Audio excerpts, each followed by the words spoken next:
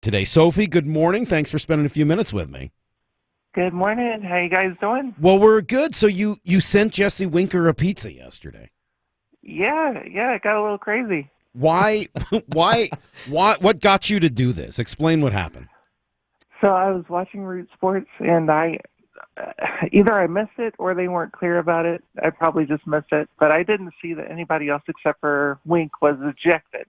I didn't know that Skip was ejected and JP was ejected.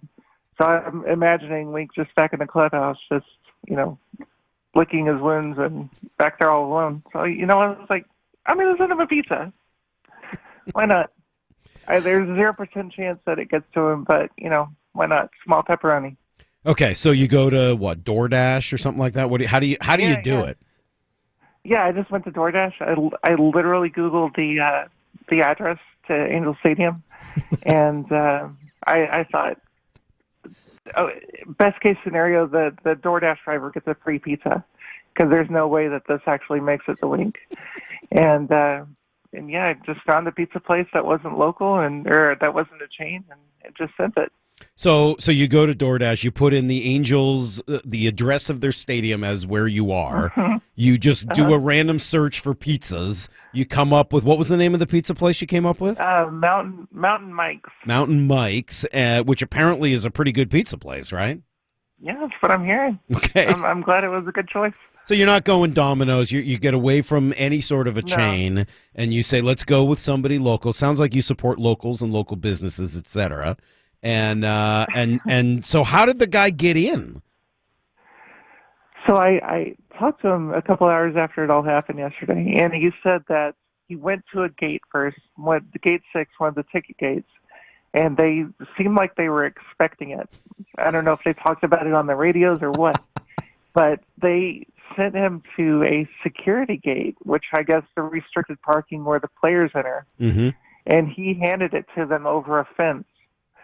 And the security guys over there, there's a video of it somewhere. They replied with a video of it. And it's just this guy on the radio that says, this guy just handed us the pizza over the fence.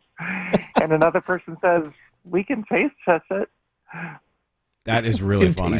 So I wonder, that, by the way, always a good idea. Like, occasionally people will send food to the station, and we take an intern or, somebody make them. Oh, yeah. We make, I'm trying to think, like, somebody has to eat it to make sure that they don't die before. No, I'm just kidding. Test. So I bet you what happened. I was thinking about this, Sophie. I was thinking about it last night. I bet you one of the Mariners clubhouse guys saw the story, right, was checking Twitter, etc., and went out and told the security folks that they should be expecting it. That would make the most, because the clubbies are really good at that type of stuff, and they really kind of take care of the players. I got to imagine the clubbies had a pretty big role in that. Yeah, and I kept the social media in the loop thinking, they're probably not going to respond to this, but if they're following it at all, this is what gate they're at. So why pizza? I mean, like, why not Chinese food? Or, I mean, like, there's a lot of options, obviously, on DoorDash. Why pizza? Simplicity? Pizza is just classic. It's not messy. You can share it with others. You're back in a clubhouse. You just got in a fight. Why not pizza? Pizza makes people happy. Universal. It is pretty universal. Yeah, because you don't know what Jesse likes. I mean, you don't know whether he's I did search Jesse Winker vegan, Jesse Winker vegetarian. See, I don't want to offend them. So, what do we know about the delivery driver? Anything. Yeah, what do we know about the delivery driver? Good question, Justin. Because I was like, if I got that, if I'm a DoorDash, I'd be like, you mean I'm taking this to a baseball stadium? Yeah. Get out of here. So he texts me as soon as he picks it up. He says, I'm on my way. And I'm like, I am in Arkansas, but perfect. Once he gets to the stadium, bring it here. His name is Simranjeet. He has a beautiful family. He has a 9-month-old kid. Super great guy. When I talked to him yesterday, he said that his wife's phone is what's connected to Venmo. And she was at home while he was out driving all day. And she texts him and says that her phone just started blowing up. And he had to call her and have a long conversation about it. And they've got he said on this article on The Athletic that he's had 400, 500 tips so far. 400 or 500 tips? Mm-hmm. $400 or $500 in tips, or 400 or 500 tips? Tips. Whoa! Wow. So that's probably a couple $1,000s. Absolutely. Oh my God! That to me is the big story. I'm so glad that blew up and people were sharing his Venmo. If he had $500 in tips and the average tip was $10, $5, that's $2,500, $5,000 in tips for bringing a pizza to Jesse Winker. Yeah, and he was still driving hours later.